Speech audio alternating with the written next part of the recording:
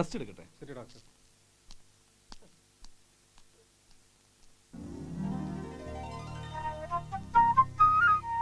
എല്ലാം കഴിഞ്ഞില്ലേ? കഴിഞ്ഞു. കൊണ്ടുപോയിക്കോളൂ. ശരി ഡോക്ടർ. അയ്യോ ഓടി വരണം ഡോക്ടർ. ഇയാൾ എന്തിനാ ഇതിൽ കയറി കിടക്കുന്നത്? നിങ്ങൾക്ക് ഒരു അസുഖമില്ലെന്ന് ഞാൻ പറഞ്ഞല്ലോ. ഡോക്ടർ പോലീസുകാരുടെ ഇടിയേറ്റ് എന്റെ ആന്തരാവം മുഴുവൻ ഡാമേജ് ആയി പോയി ഡോക്ടർ. ഈ കോയിൽ വെച്ച് എന്നെ ഒന്ന് പരിശോധിക്കണം. അതിന്റെ ഒന്നും ആവശ്യമില്ല. ആവശ്യമുണ്ട് ഡോക്ടർ. ഡോക്ടർക്കല്ല എനിക്ക്. ഞാൻ പിന്നെ ഡോക്ടർ സൗകര്യമായിട്ടൊന്ന് കണ്ടോളാം. ഇപ്പൊ എന്നെ ഒന്ന് പരിശോധിക്കണം ഡോക്ടർ. ഇയാള് മര്യാദയ്ക്ക് അനുസരിക്കുന്നുണ്ടോ അതോ ഞാൻ അറ്റൻഡർ വിളിക്കണോ? അയ്യോ അറ്റൻഡറെ വിളിക്കണ്ട, എന്നെ അഡ്മിറ്റ് ചെയ്ത് രോഗിയാക്കൂ. അയ്യോ എനിക്ക് അടിയന്തര ചികിത്സ തന്നേ. എന്താ പ്രശ്നം? ഇയാൾക്ക് ഒരു കുഴപ്പമില്ല, എന്നിട്ട് ഇവിടെ അഡ്മിറ്റ് ചെയ്യണമെന്ന് പറഞ്ഞ് ശാഠ്യം പിടിക്കുക. എന്താടാ? അല്ല, ഇവിടെ പരിക്കേറ്റ നമ്മുടെ പാർട്ടി പ്രവർത്തകർക്ക് ഒരു സഹായവും ഒരു ധൈര്യവും പിന്തുണ. അതിനിവിടെ ആണുങ്ങളുണ്ട്. തുറയിലുള്ളവരാകെ പരിഭ്രമിച്ചിരിക്കാവും. ആർക്ക് എന്താ പറ്റിയെന്ന് അറിയാതെ. ആൻറ്റോ അങ്ങോട്ട് ചെല്ല്. വിശ്വം വാർഡിലുണ്ടാവണം. ഞാനൊന്ന് സൂപ്രണ്ടിനെ കണ്ടുവരാം. ഏയ് സഖാവേ, ഒന്ന് നിക്കണം. സഖാവിന് പരിക്കൊന്നുമില്ലല്ലോ? ഉണ്ടെങ്കിലും നിന്റെ ചികിത്സ വേണ്ട. ഓഹോ താങ്ക്സ്. 1-2 തവണ അമ്മ സഖാവിനെ അന്വേഷിച്ച് ഓഫീസിലേക്ക് ഫോൺ ചെയ്തിരുന്നു. എന്താ കാര്യം? എന്നും കണ്ടുകൊണ്ടിരിക്കുന്ന ഒരാളെ പിന്നെ കാണാതായപ്പോ തോന്നിയതാവും. പിന്നെ അമ്മയ്ക്ക് ഇപ്പൊ അസുഖം കൂടിയിരിക്കുന്നു. ആസ്മ തന്നെ.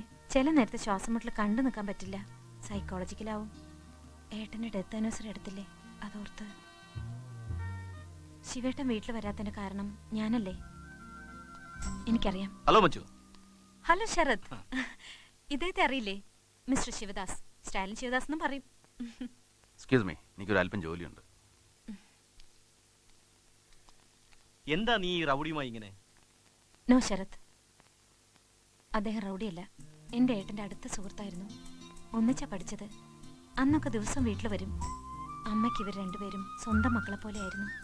MA ഫൈനൽ ഇയർ എഴുതുമ്പോൾ പരീക്ഷാ ഹാളിൽ വെച്ചുണ്ടായ ഒരു വഴക്ക് പുറത്തൊരു സംഘടനമായി എൻ്റെ ഏട്ടനെ കുത്തേറ്റു. ശിവേട്ടൻ്റെ കയ്യിൽ കിടന്ന ഏട്ടൻ മരിച്ചത്. ഒരു പക്ഷേ ആ സംഭവമായിരിക്കും അദ്ദേഹത്തെ ഇങ്ങനൊരു തീവ്രവാദിയാക്കിയത്. അല്ലെങ്കിൽ നിങ്ങളെപ്പോലൊരു IPS ഓ IAS ഒക്കെ ആകാമായിരുന്നു. പക്ഷേ പോലീസ് കാർഡിൽ അയാൾ റൗഡിയാണ്, പാർട്ടി ഗുണ്ട. നാട്ടിൽ എവിടെ ഉണ്ടോ സമാധാനം? ദിവസവും വെട്ടും കുത്തും കൊലയൊലയും നടക്കുന്നത്. അതുകൊണ്ടാണ് ഈ ഗവൺമെന്റ് രാജിവെച്ചൊഴിയണമെന്ന് ഞങ്ങൾ പറയുന്നത്. സാറ് മുഖ്യമന്ത്രിയായിരുന്നപ്പോൾ ഇതിനേക്കാളേറെ കൊലപാതകങ്ങൾ നടന്നിട്ടുണ്ടല്ലോ. അതെ, അന്നൊന്നും രാജിവെച്ച് ഒഴിയണമെന്ന് തോന്നിയിട്ടില്ലല്ലോ. നീ കോട്ടയം പത്രത്തിന്റെ ആളല്ലേടോ? നിനക്കേ അങ്ങനെ ചോദിക്കാൻ കഴിയൂ. എടാ, നീയൊക്കെ ജനിക്കുന്നതിന് മുമ്പേ പത്രാധിപരാ ഞാൻ. ഇപ്പോൾ പാർട്ടി പത്രത്തിന്റെ പത്രാധിപരെ നിശ്ചയിക്കുന്ന കാര്യത്തിൽ തന്നെ നിങ്ങൾക്കിടയിൽ അഭിപ്രായ വ്യത്യാസം ഉണ്ടല്ലോ. ITUC-കാർ ഒരു ഭാഗത്തും മറ്റുള്ളവർ മറുഭാഗത്തുമായിട്ട്. അതൊക്കെ നിങ്ങൾ ബൂർഷോ പത്രക്കാരെ എഴുതി പിടിപ്പിക്കുന്ന നുണക്കഥകളാണ്. ITUC-യുമായി തർക്കമുണ്ടെങ്കിൽ യൂണിയന്റെ അഖിലേന്ത്യാ നേതാവ് ലൂക്കോസ് ഇവിടെ ഇരിപ്പുണ്ട്. പറയട്ടെ. പാർട്ടിക്കകത്ത് ആശയപരമായ അഭിപ്രായ വ്യത്യാസങ്ങൾ ഉണ്ടാകാം. അത് തർക്കവും തമ്മിൽ തല്ലുമല്ല. എഡിറ്ററെ പറ്റിയാണെങ്കിൽ ഏകകണ്ഠേന ഞങ്ങൾ ഒരാളെ കണ്ടെത്തി കഴിഞ്ഞു. ഇപ്പൊ നടക്കുന്ന ISRO കുറിച്ച് സഖാവിനെ അനന്ത സാറിനൊന്ന് കാണണമെന്ന്. അതിനെക്കുറിച്ച് സഖാവ് എന്താ വേണ്ടാത്തത്? സഖാവിനെ കാണണമെന്ന് പറഞ്ഞു. ആ ഇരിക്കൂ. സുകുമാരന്റെ ശവസംസ്കാരത്തിന് എന്തോ എനിക്ക് പങ്കെടുക്കാൻ തോന്നിയില്ല. പാർട്ടിയുടെ സജീവ പ്രവർത്തകനായിരുന്നു സുഗു. എന്നിട്ടും എന്തായിരുന്നു അവനെ കൊല്ലാൻ കാരണം? നീ പറയില്ല, എനിക്കറിയാം. പഠിച്ചിരുന്ന കാലത്തെ നിന്നെ ഞാൻ ശ്രദ്ധിച്ചിരുന്നു. പിന്നീട് പാർട്ടിയുടെ സ്റ്റേറ്റ് കമ്മിറ്റി മെമ്പറായും MYFയുടെ സംസ്ഥാന സെക്രട്ടറിയായി നിനക്കുണ്ടായ വളർച്ചയിൽ ചെറിയൊരു പങ്ക് എനിക്കുണ്ട്. പക്ഷേ അന്ന് നിന്നെ എതിർത്തവരുടെ കൂടെയാണ് നീ ഇപ്പോ. അവരുടെ പ്രേരണയ്ക്കൊത്താണ് നീ പ്രവർത്തിക്കുന്നതും. സഖാവ് തെറ്റിദ്ധരിച്ചാണ് സംസാരിക്കുന്നത്. സുകുമാരന്റെ കാര്യത്തിൽ എനിക്കൊരു ഗ്രൂപ്പിന്റെയോ ലോബിയുടെയോ പ്രേരണ ഉണ്ടായിട്ടില്ല. അങ്ങനെ പ്രേരണ ഉണ്ടായിട്ടുണ്ടെങ്കിൽ തന്നെ സുകുമാരൻ ഒറ്റക്കൊടുത്ത് കൊലപ്പെടുത്തിയ നമ്മുടെ സഖാക്കളിൽ നിന്നാണ്. ചളിയിലും വെള്ളത്തിലും പൂണ്ടുകിടന്ന ജ്യേഷ്ഠാനുജന്മാരുടെ മൃതശരീരം കൊല്ലപ്പെട്ട സുഗുണന്റെയും ചന്ദ്രന്റെയും കൂടെ സംഭവ ദിവസം സുഗു കാറിൽ കയറി പോകുന്നത് കണ്ടവരുണ്ട്. അന്നേ ഞങ്ങൾക്ക് സുഗുവിന് സംശയം ഉണ്ടായിരുന്നു സുഗു അവരെ കൊണ്ടുപോയി കൊല്ലിച്ചാണെന്ന്. പിന്നീട് രഹസ്യമായിട്ട് അവനെ പിന്തുടർന്നപ്പോൾ PSSകാരുടെയും നരേന്ദ്രൻ കോൺട്രാക്ടറുടെയും ഗ്രൂപ്പുമായിട്ട് അവന് ബന്ധമുണ്ടെന്ന് മനസ്സിലായി. അതിനിടയ്ക്ക് കൊലക്കുറ്റത്തിന് ജയിലിൽ പോയ നരേന്ദ്രൻ കോൺട്രാക്ടർ ആളുകളെ ജയിലിൽ നിന്ന് ഇറങ്ങി. സുഗു അവരോടൊപ്പം നിൽക്കുന്നത് യാദൃശികമായി വിശ്വം കണ്ടു. അവർ തമ്മിൽ ഏറ്റുമുട്ടി. ഞാൻ അവിടെ എത്തിയതുകൊണ്ടാണ് വിശ്വം രക്ഷപ്പെട്ടത്. ആ നിലയ്ക്ക് സുഗുവിനെ ശിക്ഷിക്കേണ്ടത് ആവശ്യമായിരുന്നു. വ്യക്തിപരമായ ഉദ്ദേശം വെച്ചൊന്നുമല്ല, പാർട്ടിയെ ക്രൂരമായി വഞ്ചിച്ചത്. പിന്നെ ഞാൻ നിന്നെ കാണണമെന്ന് പറഞ്ഞതിന്റെ പ്രധാന കാര്യം മറ്റൊന്നാണ്. നമ്മുടെ പത്രത്തിന്റെ ഡയറക്ട് ബോർഡിലേക്ക് CGയുടെ പേരാണല്ലോ നിർദ്ദേശിച്ചിരുന്നത്. ആ വിവരം അദ്ദേഹത്തെ അറിയിച്ചിട്ടുമുണ്ട്. പക്ഷേ മറുപടി ഒന്നും ഇതുവരെ കിട്ടിയിട്ടില്ല. നിങ്ങൾ തമ്മിൽ നല്ല അടുപ്പമല്ലേ? നേരിട്ടൊന്ന് സംസാരിച്ചു നോക്ക്.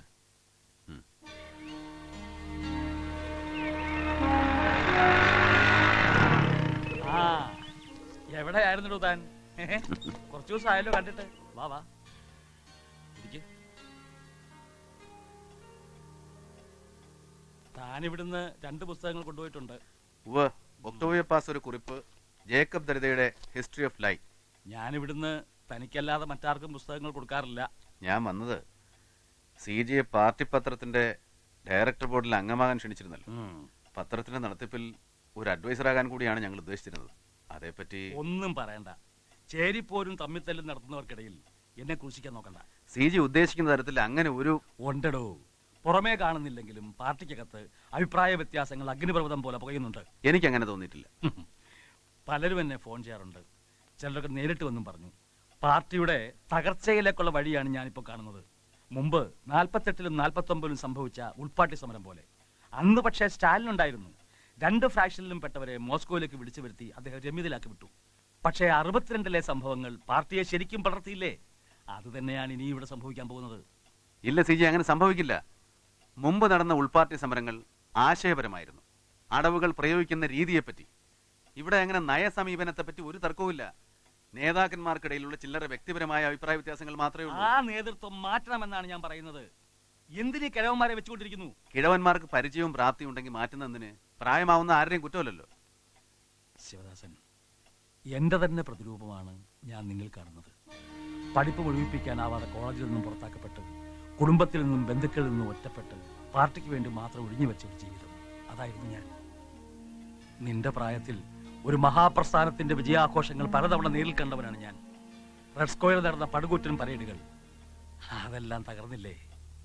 പക്ഷേ അതിൽ കൂടുതൽ ഇവിടെ ഞാൻ കൂടി അംഗമായ പാർട്ടിയിലെ ഭിന്നതയാണ് എന്നെ വേദനിപ്പിക്കുന്നത്. CG ആവശ്യമില്ലാതെ സംശയിക്കുകയാണ്. അങ്ങനെ ഒന്നും സംഭവിക്കില്ല. Do you think so? No, I believe it.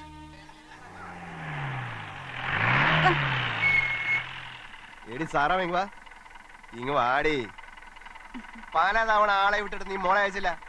നിന്റെ കള്ളച്ചാരായ വിൽപ്പനയ്ക്ക് തള്ളയും മോളെയും തൂക്കിക്കൊണ്ടു അറിയാഞ്ഞിട്ടല്ല, അടിച്ചതിന്റെ എല്ലിയാ ഓടിക്കും. ഇല്ലെങ്കിൽ മര്യാദയ്ക്ക് മോളെ വിട്ടോ. വിടോ.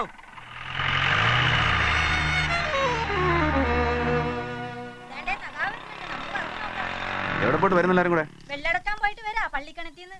ഇനി അങ്ങോട്ട് പോയിട്ടും കാര്യമില്ല, വറ്റി. ഞങ്ങളുടെ ഈ കഷ്ടപ്പാട് കാണുന്നില്ലേ സഖാവേ? നിങ്ങളൊക്കെ ഉണ്ടെന്ന് പറഞ്ഞിട്ട് എന്താ കാര്യം? ശരി, അതിനൊക്കെ വഴി ഉണ്ടാക്കാം. എങ്കിൽ പുണ്യം കിട്ടും സഖാവേ. ശരി, കേറ്. സഖാവിനോട് പറഞ്ഞല്ലോ സമാധാനം. ഇപ്പൊ എനിക്കൊരാശ്വാസം. സഖാവേ, എന്താ സാറേ ചേട്ടത്തി? ആ ഇൻസ്പെക്ടർ തങ്കച്ചൻ പലതവണ വന്നു ഉപദ്രവിക്കാൻ. എന്റെ മോളെ അയാൾക്ക് വേണമെന്ന്. എന്റെ കെട്ടിയും ചത്തേ പിന്നെ കഷ്ടപ്പെട്ട ഞാനും എന്റെ മോൾ ഇവിടെ കഴിയുന്നത്. ഒരു ചീത്തപ്പേര് കേൾപ്പിക്കാതെ കൊള്ളാവുന്ന ഒരുത്തന്റെ കൂടെ എന്റെ മോളെ കെട്ടിക്കണമെന്ന് എനിക്ക് ആഗ്രഹമുണ്ട്. അതിനാ കാലമാണ് സംഭവിക്കുന്നത് എനിക്ക് തോന്നുന്നില്ല. ഇപ്പൊ കൂടി അങ്ങനെ ഒന്ന് പേടിപ്പിച്ചു. പെണ്ണിനെ അയച്ചു കൊടുത്തില്ലെങ്കിൽ ഞങ്ങൾ രണ്ടിനെ പിടിച്ചേട്ടി കൊണ്ടുപോകുമെന്ന്. മറ്റൊരാളോട് എനിക്ക് പറയാനില്ല. ഞങ്ങളെ രക്ഷിക്കണം സഖാവേ.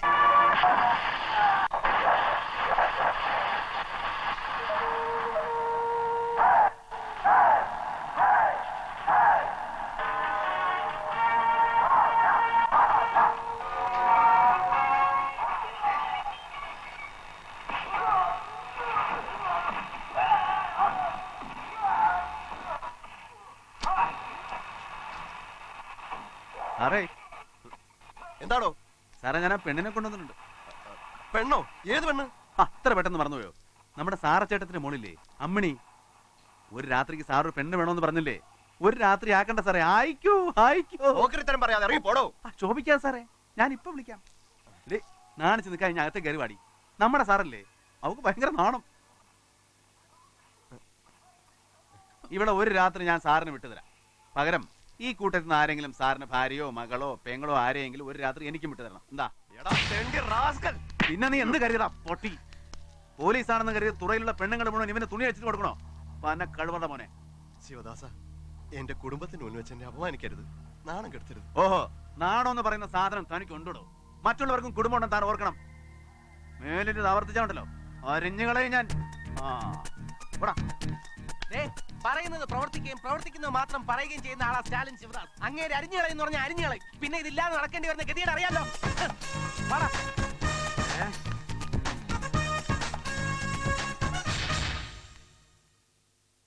മനോജ്, ഒരു കാര്യത്തിലും നമ്മുടെ സമുദായക്കാർ തമ്മിൽ യോജിക്കില്ല, പരസ്പരം സഹായിക്കില്ല.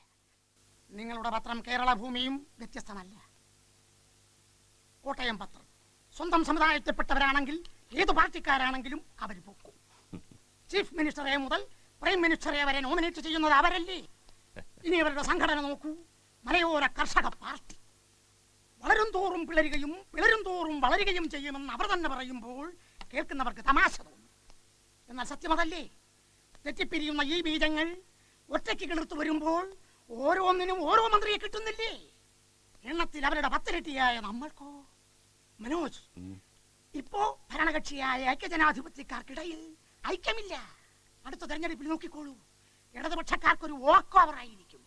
അവിടെ അനന്തര മുഖ്യമന്ത്രിയാക്കുകയാണ് നമ്മുടെ ലക്ഷ്യം. അതിന് അദ്ദേഹം നിന്ന് തരുമോ സ്വാമി? പുന്നപ്ര വയലാർ സമരവീര്യമുള്ള സഖാവ് അതിന് വഴിപ്പെടുമെന്ന് തോന്നില്ല. ശ്രമിച്ചു നോക്കാം. നരേന്ദ്രൻ കോൺട്രാക്ടർ ഇക്കാര്യത്തിൽ നമ്മോടൊപ്പമുണ്ട്. എന്തു ചെയ്യാനും എത്ര പണം ചെലവഴിക്കാനും തയ്യാറായിട്ടു തന്നെ.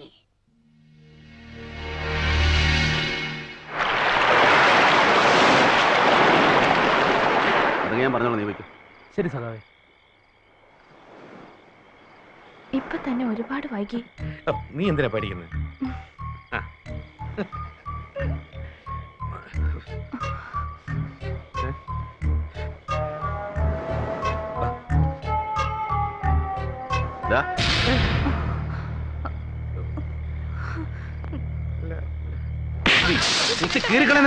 പൊന്നു സഖാവേ, അരുത്.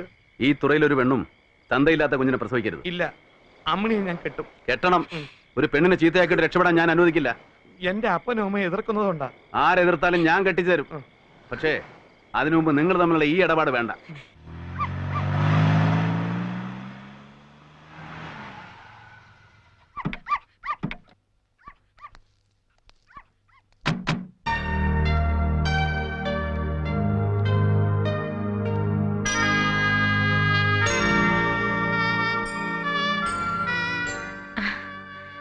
അമ്മ മോളിലത്തെ മുറിയില്ല. ആ ശിവദാസോ, നീ വന്നോ? വന്നതൊന്നുമല്ല, ഞാൻ പൊക്കിക്കൊണ്ട് വന്നതാ. ഇരിക്കെ. ഈയിടെയായിട്ട് ശിവദാസനെ ഇങ്ങോട്ട് കാണാറേ ഇല്ലല്ലോ, എന്തു പറ്റി? ഞാൻ വന്നതുകൊണ്ട് എന്താ കാര്യം? പറഞ്ഞാൽ അനുസരിക്കില്ലല്ലോ. ഒരു തടവുകാരിയെ പോലെ ഈ മുറിക്കകത്ത് പറഞ്ഞിരിക്കാതെ വല്ലപ്പോഴും ഒന്ന് പുറത്തിറങ്ങിക്കൂടെ അമ്മയ്ക്ക്? മോഹമില്ലാഞ്ഞിട്ടല്ല കുഞ്ഞെ, കഴിയണില്ല. ഈ ലോകത്ത് മനുഷ്യൻ അനുഭവിക്കേണ്ടി വരുന്ന ഏറ്റവും വലിയ ദുഃഖം അവനവൻ ജീവിച്ചിരിക്കെ സ്വന്തം മക്കളുടെ മരണം കാണേണ്ടി വരുന്നതാണ്. അതനുഭവിച്ചവളാണ് ഞാൻ.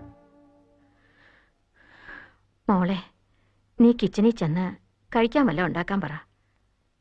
ചെല്ലേ. മോളുടെ കാര്യം പറയാനായിരുന്നു ഞാൻ. അവളുടെ വിവാഹം ഇനി നീട്ടിക്കൊണ്ടു പോകാൻ പറ്റില്ല. പല ആലോചനകളും വന്നു, ഒന്നും അവൾക്ക് ഇഷ്ടമായില്ല. ഇപ്പോ ഒരു IPSകാരൻ ശരത്ചന്ദ്രൻ ഇവിടുത്തെ ASP ആണ്. ശിവദാസൻ അറിയാമായിരിക്കും. പക്ഷേ മഞ്ജു വഴങ്ങുന്നില്ല. അതിന് പറഞ്ഞ കാരണങ്ങളൊന്നും ശരിയല്ല. എനിക്ക് തോന്നുന്നത് അവളുടെ മനസ്സിൽ മറ്റാരോ ഉണ്ടെന്നാണ്. ചോദിച്ചിട്ട് പറയുന്നുമില്ല. നിങ്ങൾ തമ്മിൽ എല്ലാം തുറന്ന് സംസാരിക്കുന്ന കൂട്ടത്തിലല്ലേ? മോനൊന്ന് ചോദിച്ചു നോക്ക്. വേണ്ടമ്മേ, എനിക്കറിയാം. പഠിക്കുന്ന കാലത്തെ മഞ്ജുവിന് ഒരാളോട് എന്താ പറയാ, ഒരു ഹീറോ വർഷിപ്പ്, ഒരുതരം ഫാസിനേഷൻ ഉണ്ടായിരുന്നു. ആരുമായിട്ട്? ആരായിട്ടായാലും അത്തരം ഒരു റിലേഷൻഷിപ്പ് ഒരിക്കലും സക്സസ് ആവില്ല. ഞാൻ അവളെ തിരുത്താൻ ശ്രമിച്ചതാണ്. അമ്മ വിഷമിക്കണ്ട, ഞാൻ മഞ്ജുവിനോട് സംസാരിക്കാം. എല്ലാം ശരിയാവും. എല്ലാവരും ഉദാരമായ സംഭാവനകൾ നൽകി ഞങ്ങൾ അനുഗ്രഹിക്കണം. പാർട്ടിയുടെ യുവജന കൺവെൻഷനാണ്, ധാരാളം ചെലവുള്ള ഏർപ്പാടാണ്. പോയ വർഷങ്ങളിൽ നിങ്ങൾ തന്നിട്ടുള്ള സഹായ സഹകരണങ്ങൾ ഞങ്ങൾ മറക്കുന്നില്ല. ഈ വർഷവും കാര്യമായിട്ട് സഹായിക്കണം. സർ, യുവജന കൺവെൻഷനാണ്, വളരെയധികം ചെലവുള്ള കാര്യമാണ്. സാർ എന്തെങ്കിലും കാര്യമായിട്ട് 50 പൈസ. എവന്റെ കാറും കോപ്പും കണ്ട വലിയ മറ്റവനാണെന്ന് തോന്നുമല്ലോ. ദാരിദ്ര്യവാസി. എടുത്തോളൂ, പോടാ. അകത്ത് പോകാം. എങ്ങോട്ടാ? മാർക്കറ്റിനകത്തേക്ക്. മാർക്കറ്റിനകത്തേക്ക് നിങ്ങൾ കിടക്കണ്ട, അത് ഞങ്ങളായിക്കോളാം. അതെന്താ, നമ്മളൊക്കെ ഒന്നല്ലേ? ആയിരിക്കും, പക്ഷെ ഇവിടുത്തെ പിരിവിന് നിങ്ങളുടെ ബക്കറ്റ് വേണ്ട. ആ ചെല്ല് ചെല്ല്. അത് നീ മാത്രം നിശ്ചയിച്ചാ പോരല്ലോ. വാടാ.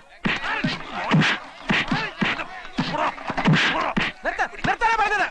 നമ്മുടെ ഇടയിൽ തമ്മിത്തല്ല് നാട്ടുകാരുടെ മുമ്പ് വെച്ച് വേണ്ട. വാ. നിന്നെ കണ്ടല്ലടാ.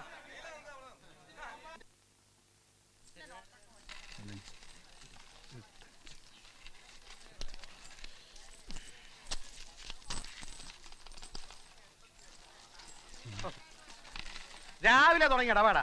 വയറ്റിനകത്ത് ഒന്നുമില്ല. വീട്ടിൽ പോയിട്ട് എന്തെങ്കിലും എടുത്ത് ആ തെറിഞ്ഞു കൊടുക്കട്ടെ. നീ കരുന്ന എണ്ണ ആൻഡോ ഇവിടെ വാടാ. ആ കയ്യിലുള്ളതൊക്കെ അവിടെ വെച്ചിട്ട് പോ. കയ്യില്ല. എന്തോന്ന്? എന്റെ ഒന്നും ഇല്ല. വെച്ചിട്ട് പോടാ. എന്തോന്ന് ഇത്? ഞാൻ ഒന്നും എടുത്തിട്ടില്ല. വെച്ചിട്ട് പോടാ. ആത്മാർത്ഥക്ക് ഒരു വിലയില്ല. ഞാൻ 5 പൈസ എടുത്തിട്ട് കാലത്ത് തൊട്ട് ഇവിടെ ഇരുന്നതാ. ആ പൊയ്ക്കോ പൊയ്ക്കോ പൊയ്ക്കോ. എന്തോന്ന്? അയ്യോ ചതി ചതി. ഇത് ഏതോ സഹാക്കള് പാര വയ്ക്കാൻ വേണ്ടി എന്റെ പറയാൻ കൊണ്ടുവച്ചാ. നിങ്ങൾക്ക് ഒന്ന് ശ്രദ്ധിച്ചൂടെ? ആ കളക്ഷനൊക്കെ എങ്ങനെയുണ്ട്? മോശമില്ല, തുടങ്ങിയല്ലേ ഉള്ളൂ. മാർക്കറ്റ്, ഫുഡ് കോർപ്പറേഷൻ എന്ന് വേണ്ട ITUC കാരുള്ള ഒരിടത്തും ഞങ്ങളെ കാല് കുത്താൻ സമ്മതിക്കുന്നില്ല. ഇല്ലെങ്കിൽ ഇതിന്റെ ഇരട്ടി കിട്ടുമായിരുന്നു. ശിവദാസ് വന്നേ. പിരിവിന്റെ കാര്യത്തിൽ ITUC-ക്കാർ ഉടക്കി നിൽക്കുന്നത് എന്താണെന്ന് എനിക്ക് മനസ്സിലാവുന്നില്ല. ITUC-യുടെ ശക്തിയും പണവും ഇല്ലാതെ പാർട്ടി നടത്തിക്കൊണ്ടുപോകാൻ പറ്റില്ലെന്നാണ് ലൂക്കോസിനെ പോലുള്ളവരുടെ ധാരണ. അത് വെച്ച് MYFയുടെ നിയന്ത്രണം കൂടി അവരെ ഏൽപ്പിക്കണമെന്ന് ആവശ്യപ്പെട്ടപ്പോൾ ഞാൻ എതിർത്തു. അതിന്റെ വൈരാഗ്യം തീർക്കുകയായിരിക്കും അവര്. ആ മനോജൻ അറിയില്ലേ? കേരളഭൂമിയുടെ MD. പിന്നെ ഇത് സ്വാമി. പിന്നെ ITUC-യുടെ സഹായമില്ലെന്ന് കരുതി കൺവെൻഷന്റെ നടത്തിപ്പിൽ ഒരു കുറവും വരുത്തണ്ട. പോരാതെ വരുന്ന പണം അത് എത്രയായിരുന്നാലും മനോജ് തരും. അല്ലേ മനോജ്? അതെ, കേരളഭൂമിയുടെ പേരിൽ സ്പോൺസർ ചെയ്യാം. ആ നീ എന്താ ആലോചിക്കുന്നേ? അല്ല, തെറ്റിദ്ധരിക്കരുത്. ITUC-ക്കാരെ സഹകരിക്കില്ല എന്ന് ഞാൻ കരുതുന്നില്ല. പിന്നെ സ്പോൺസർഷിപ്പിന്റെ കാര്യം അത് സഖാവിന് അറിയാമല്ലോ. ഞാനല്ല, ഒരു കമ്മിറ്റിയാണ് തീരുമാനിക്കുന്നത്. മതി. കമ്മിറ്റി സമ്മതിക്കുകയാണെങ്കിൽ അതും പണത്തിന് ആവശ്യമുണ്ടെങ്കിൽ മാത്രം സ്വീകരിച്ചാൽ മതി. എടോ, കേരളത്തിലുടനീളം നടക്കുന്ന ബക്കറ്റ് വരുവിൽ ITUC സഹകരിക്കുന്നില്ലേ? പിന്നെ അവിടെ നടന്ന ഒറ്റപ്പെട്ട സംഭവം അതിൽ താനെന്നെ കുറ്റപ്പെടുത്തുകയാണോ? അല്ല സഖാവേ, ഞാൻ പറഞ്ഞു വന്നത്. ഒന്നും പറയണ്ട. പാർട്ടിയിലെ മേലാളന്മാരിൽ ചിലർ യൂണിയൻ പ്രവർത്തകരോട് കാണിക്കുന്ന ചിറ്റമ നയത്തിൽ പലർക്കും ഗ്രീവൻസ് കാണും. അതായിരിക്കും സേവ്യർ അവിടെ പ്രകടിപ്പിച്ചത്. എന്തായാലും അത് തെറ്റ് തന്നെയാണ്. അതിനവനെ താക്കീത് ചെയ്തിട്ടുണ്ട്. അല്ലാതെ പിരിവെടുക്കുന്നതിൽ ഞാൻ തടസ്സം നിൽക്കുമെന്ന് എനിക്ക് തോന്നിയോ? ഇല്ല, ഒരിക്കലും സഖാവ് അങ്ങനെ ചെയ്യുമെന്ന് ഞാൻ കരുതുന്നില്ല. ആ എങ്കിൽ അത് വിട്ടാക്കി. നമുക്ക് മറ്റൊരു പ്രശ്നമുണ്ട്. നാളെ മത്സ്യത്തൊഴിലാളികളുടെ ലോൺ വിതരണത്തിന് ചെയർമാൻ വരുന്നുണ്ടല്ലോ, ദിവാകരൻ. ഉവ്, അയാളാണെങ്കിൽ സ്വന്തം സമുദായക്കാർക്കും കുടുംബക്കാർക്കും മാത്രമേ ലോൺ അനുവദിക്കുന്നുള്ളൂ എന്നൊരു ആക്ഷേപമുണ്ട്. അതിന് ശക്തിയായിട്ട് തന്നെ നേരിടണം.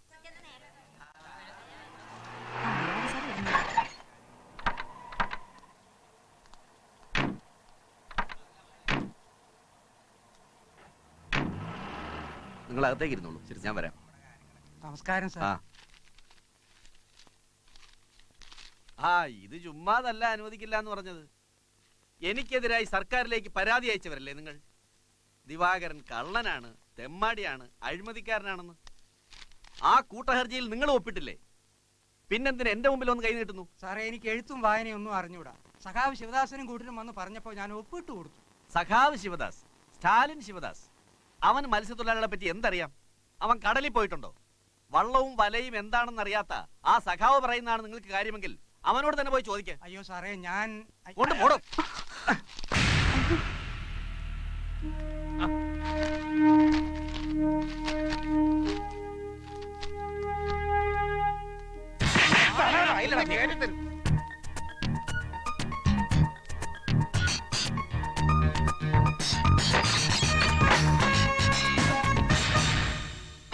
ഏയ്, എന്താ ഇത്? എനിക്കൊരു അല്പം സംസാരിക്കണം. എന്ത് സംസാരിക്കാൻ? പറയാം. മിസ്റ്റർ ദിവാകരൻ, ഞാൻ കടലിൽ പോയിട്ടില്ല, മീൻ പിടിച്ചിട്ടില്ല, വള്ളവും വലയും വെള്ളവും എന്താണെന്ന് അറിയില്ല എന്നൊക്കെ നിങ്ങൾ പറയുന്നത് കേട്ടു. ശരിയാണ്. താങ്കളെപ്പോലെ ഒരു പരമ്പരാഗത മത്സ്യത്തൊഴിലാളിയുടെ മകനായിട്ടല്ല, ഒരു നായർ കുടുംബത്തിലാണ് ഞാൻ ജനിച്ചത്. അതിന് ജനനം കൊണ്ട് നമ്മൾ വ്യത്യസ്ത ജാതിക്കാരാണെങ്കിലും പ്രവൃത്തി കൊണ്ട് നമ്മൾ രണ്ടുപേരും ഒരുപോലെയാണ്. സ്വന്തം സമുദായത്തിനെതിരായിട്ട് മനസ്സിലായില്ല. ജന്മിത്വവും നാടുവാഴിത്വവുമായുമാണ് എന്റെ സമുദായത്തിൽപ്പെട്ട സവർണ ഫ്യൂഡൽ പ്രഭുക്കളെ ഭൂപരിധി നിയമം കൊണ്ടുവന്ന് കുത്തുവാളെടുപ്പിച്ച പാർട്ടിയിലാണ് ഞാൻ പ്രവർത്തിക്കുന്നത്. അതുപോലെ സ്വന്തം സമുദായത്തിൽപ്പെട്ട പാവപ്പെട്ട മത്സ്യത്തൊഴിലാളികളെ വഞ്ചിച്ചുകൊണ്ട് നിങ്ങളും. വഞ്ചിക്കുക? ഞാനൊരു പുല്ലനെയും വഞ്ചിച്ചിട്ടില്ല. വേണ്ടാത്ത അപവാദങ്ങൾ പറഞ്ഞു വരുത്തിയതും പോരാഞ്ഞ് ഇപ്പൊ കേറി വന്ന് മുഖത്ത് നോക്കി ആക്ഷേപിക്കുന്നു. ഇറങ്ങണ അവിടെ. ക്ഷോഭിക്കരുത് മിസ്റ്റർ ദിവാകരൻ. ഫോർട്ട് കൊച്ചി കടപ്പുറത്ത് 7 കണ്ടത്തിൽ കോലപ്പന്റെ മകൻ പ്രാഥമിക വിദ്യാഭ്യാസം പോലും നേടാതെ നാടൻ വെള്ളം തുഴഞ്ഞ് ജീവിച്ച ദിവാകരൻ കഴിഞ്ഞ 5 വർഷം കൊണ്ട് എങ്ങനെ ലക്ഷപ്രഭുവായി? സമുദായത്തിന്റെ പേരിൽ തട്ടിപ്പും വെട്ടിപ്പും നടത്തിയും മന്ത്രിമാർക്കും ഉദ്യോഗസ്ഥന്മാർക്കും കള്ളൊഴിച്ചു കൊടുത്തും പെണ്ണുകൂട്ടിക്കൊടുത്തും സൽക്കരിച്ചും തൊട്ട കൊത്തും കുഴിച്ചുമുടി ഞാൻ. ചില നാണംകെട്ട മന്ത്രിമാരുടെയും ഇവനെപ്പോലുള്ള ചില വാലാട്ടി പട്ടികളുടെയും പിൻബലം കൊണ്ട് നിനക്ക് ഈ നാട് ഭരിക്കാമെന്ന് വിചാരിച്ചോ? കാറും എസ്റ്റേറ്റും ബംഗ്ലാവുമായിട്ട് കാലാകാലം സുഖിച്ച് ജീവിക്കാമെന്ന് വിചാരിച്ചോ? സ്വന്തം സമുദായത്തെ പോലും വഞ്ചിച്ച് തന്റെ ബന്ധുക്കൾക്കും സ്വന്തക്കാർക്കും മാത്രം ലോൺ കൊടുക്കാൻ കോർപ്പറേറ്റ് ഫണ്ട് നിന്റെ അപ്പനുണ്ടാക്കിയാനോടാ? നിന്റെ തറവാട് തോന്നാടാ? ഇടായാലും 5-8 മാസം നിന്റെ പുറകെ നടത്തിച്ചിട്ട് അവസാനം തന്നെ കിഴവന്റെ മുഖത്തേക്ക് വലിച്ചെറിഞ്ഞില്ല. ആ ലോൺ അപേക്ഷയാണിത്. ഇടാ ഒപ്പ്.